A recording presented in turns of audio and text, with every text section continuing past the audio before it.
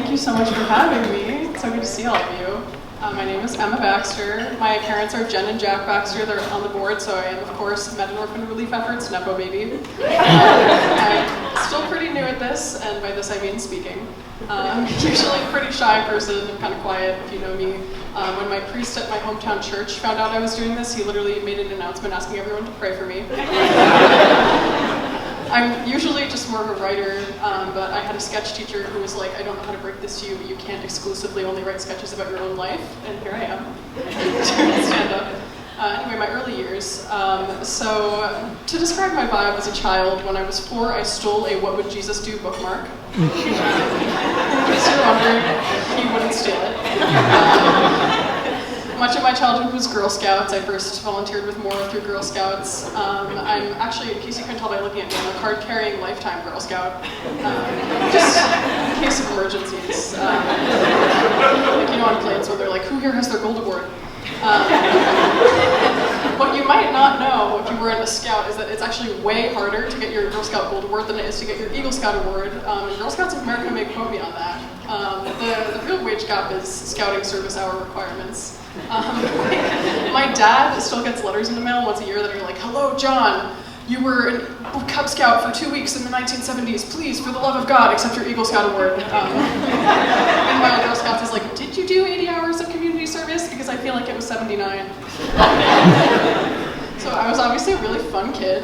Back in high school, back when I was a woman in STEM, we used to go on these STEM field trips to amusement parks. And it was always like the most unsafe amusement park you've never heard of, that had like roller coasters you would black out on from the G-force. And they would try to make us do a math packet, where like instead of actually riding the rides, they tried to make you like stand there and count how many times the roller coaster went by and measure the angles or whatever. And everyone was always like, fuck the packet.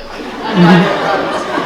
And I was like, yeah, fuck the packet. And then I'd go home and be like watching some kid's like home video on the carousel on YouTube at like 2 a.m. trying to calculate the torque. Like a dork. I didn't have much fun as a kid. The only real fun I had was at my personal amusement park, Stu Leonard's. If you've never been to Stu Leonard's, if you're not from the tri-state area, it's a fever dream grocery store that no one else believes is real. Sometimes I try to explain it to my friends who have never been, and I'm like, yeah, as a child, we would shop at this grocery store, and every aisle had its own animatronic mascot. If you spent $100, you got free ice cream. The parking lot was a petting zoo. The owner was in jail.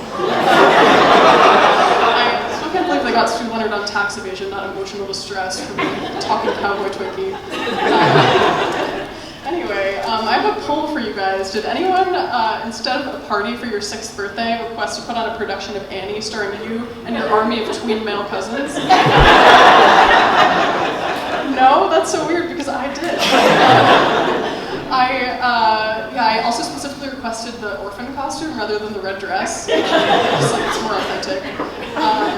And we hired that one lady from like the art center of our small Connecticut town who was always wearing like the denim outfit to come and choreograph these musical numbers in our basement that we would then perform seconds later upstairs in our kitchen.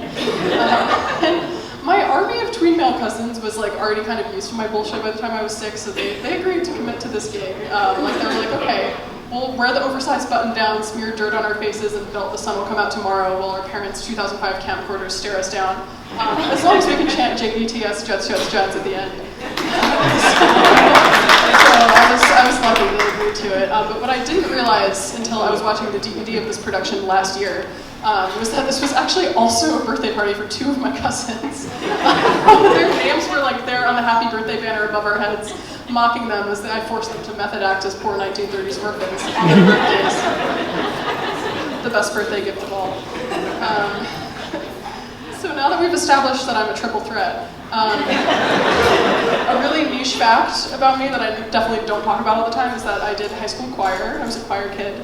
And one year my choir sang Bohemian Rhapsody as a jump scare. My choir teacher was like, it's going to be our encore, we're not going to put it in the program, we're just going to go straight from Shut Up and Dance into Bohemian Rhapsody. And yes, that does imply that we sang Walk the Moon's 2014 one-hit wonder, Shut Up and Dance. We were not an a cappella group, nor were we a glee club. This was very much a choir. At the concert before this one, we sang an entire hour-long funeral mass in Latin. And at this concert, we were going to sing Shut Up and Dance straight into Bohemian Rhapsody without warning. Not only this, but we were not allowed to say Just Killed a Man. Mama Just Killed a Man was simply cut. This proved to me that we were a choir and not a glee club because Mr. Shue from Glee would have let them sing Just Killed a Man. I know this for sure, and that's because Mr. Shue probably killed a man. Speaking of things that keep me up at night, my grandma gave me this stuffed pig that you can microwave and like use as a hot compress. And I was like, this pig is adorable. Microwaving it would be sadistic. So the pig sat on my bed for almost 6 months until I woke up one morning with a broken neck and I was like, screw it, I'm microwaving the pig. I kind of felt like a serial killer. I don't think I legally qualify as a vegetarian anymore. Just to go on another tangent about my cousins, so my cousins are here, so I was like, now's the time for my cousin material. My one cousin recently married her fiance in Montana because they're both from Connecticut. This was a fun excuse for our giant tri-state area Irish Catholic family to pretend we were cowboys. And I had a blast. I had the time of my life, right up until the airport drama rivaling Homer's Odyssey. This was canceling a flight, I feel like, is already like the audacity. Like, you're like, I'm going home. They're like, no, you're not. But this was more than a canceled flight. I would more so say I witnessed the uninvention of air travel. Not a single person was going on their original flight, let alone the original major city they were supposed to go to. Like one of my cousins was like still drunk in his tux from the night before, and United was holding him hostage in Texas. Another one of my cousins was preparing to call his law school that he hadn't yet been to and tell them that he was missing his oath of professionalism because he was stuck in Vegas. And the third cousin tested positive for explosives, which was the funniest way the TSA could have possibly worded that. They're like, the results are in. It was hairspray, the explosive for the girlies. Me and my mom somehow ended up stuck in Cleveland for the night with my mom's acquaintance from home. And I was like, wait, what if my mom's like, we will not be driving home from Cleveland with my acquaintance.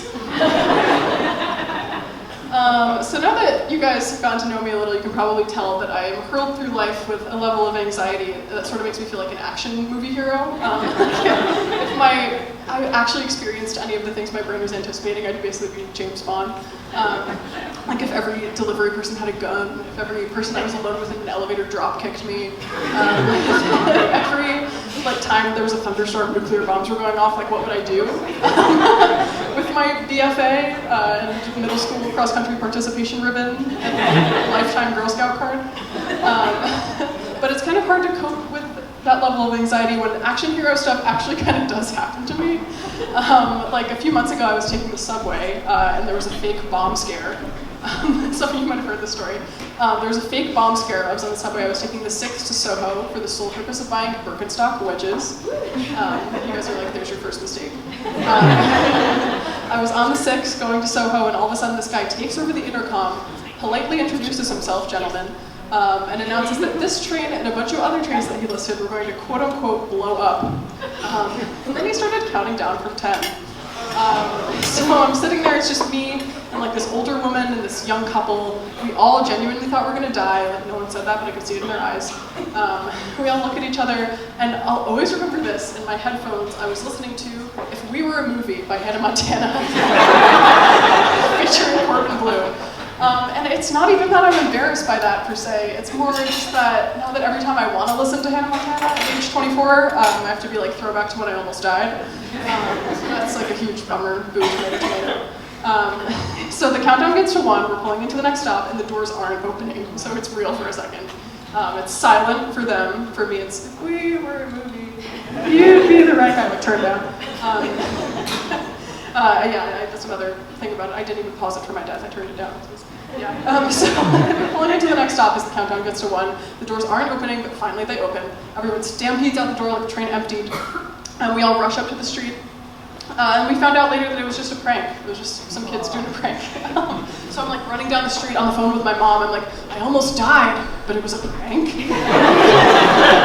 And then like seconds later, text her a pic of my new Birkenstock wedges. And she wrote back, bomb shoes. Jail time for my mom for that one. She's headed to the clique with Stu Leonard. That's all. Thank you so much, everyone.